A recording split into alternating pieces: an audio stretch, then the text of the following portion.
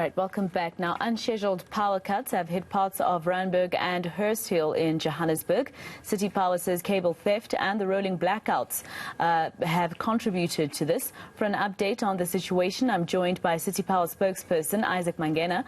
Thank you very much for your time here on Newslink.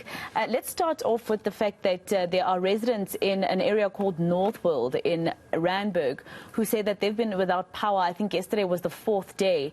Is City Power aware of this?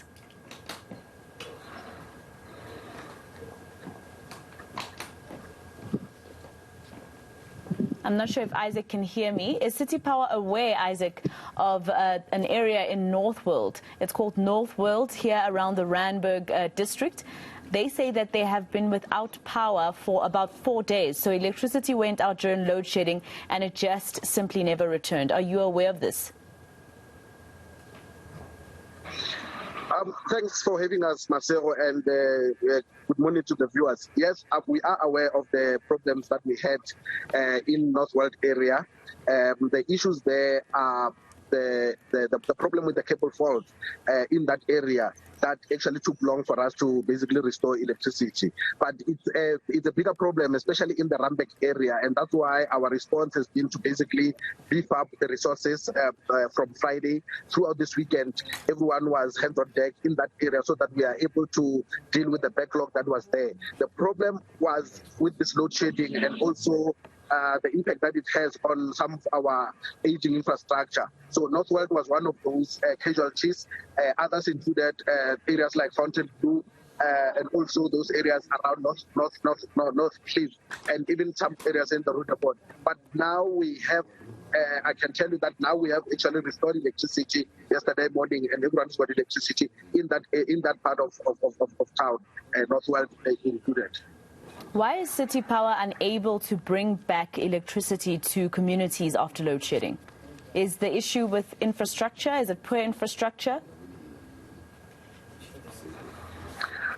There are several reasons why electricity is not able to come back after load shedding. One of those things is obviously the issue of overloading when we try to restore where our equipment fails. So that's why we have been appealing to our residents that they need to basically assist us by switching off heavy equipment such as geysers and the stove, so that we don't have inrush currents in most of the areas. But also remember, during load shedding, it's a downtime and a dark time for criminals to basically pounce on our infrastructure. Vandalism is high at that time, and also issues of cable theft are happening during the time of load shedding. We won't be able to know unless when restoration happens, and then that's when we realize that some areas are actually not restored because of those issues. But of course, the issue of the impact of load shedding on our infrastructure, by its nature, electricity infrastructure was never meant to be switched on and off at such short intervals, especially these 2 hours that we are having currently in terms of the load shedding schedule. It really puts strain on our resources. Our teams have to move from one substation to the next, and before they can actually come back, already there's another load shedding that happens. That's why one of the things that we're trying to do with Eskom is to basically renegotiate the 4-hour load shedding schedule, so that we are able to basically have space to breathe, but also to ensure that our equipment is not switched on and off at such short intervals. Because currently, with the 2-hour load shedding schedule, we are forced sometimes to switch off electricity twice or 3 times in a day, which is not really sustainable. It's not good. It inconveniences our customers, and those are some of the issues that we're actually dealing with, Marcel. Is Eskom coming to the fore, Isaac? Because, communities are the ones bearing the brunt of this. Some of them, their food expires because they're without electricity for so long, and I can't imagine what happens in terms of meat, because we're breaking the cold chain, and therefore people are eating meat with bacteria, etc. There's a lot that goes into play. So when you're saying that you're in communication with Eskom, what do you say to the residents? Are they coming to the fore?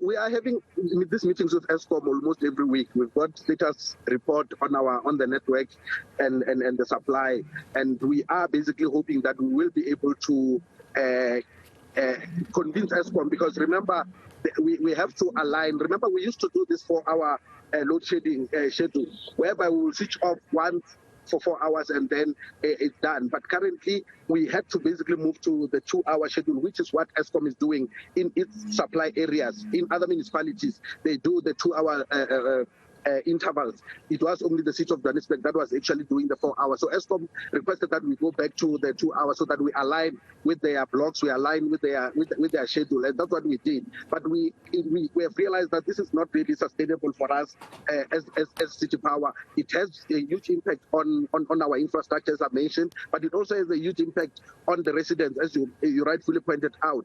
And I want to emphasize that load shedding is not something that, as the city, we desire. It's not something that we want, and it's not something that we are, in fact, in control of, because of, as you know, we are forced to load shed because of the problems that are happening at Eskom. So we are talking to them so that we are able to deal with some of these issues, and especially also some of from your previous question about the restoration, some of the restorations that we're supposed to do, especially in the Randburg areas and other border areas, they are switched on and off by Eskom.